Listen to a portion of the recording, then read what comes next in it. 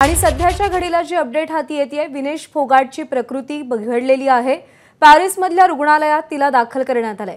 सेमीफायनलच्या सामन्यानंतर रात्री उशिरा विनेश फोगाटचे जे फोटो होते ते समोर आलेत।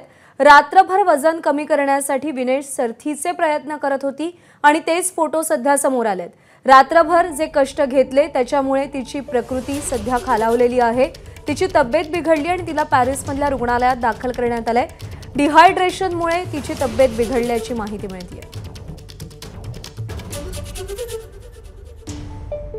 ऑलिम्पिक पदकाचं विनेशचं स्वप्न सध्या भंगलेलं आहे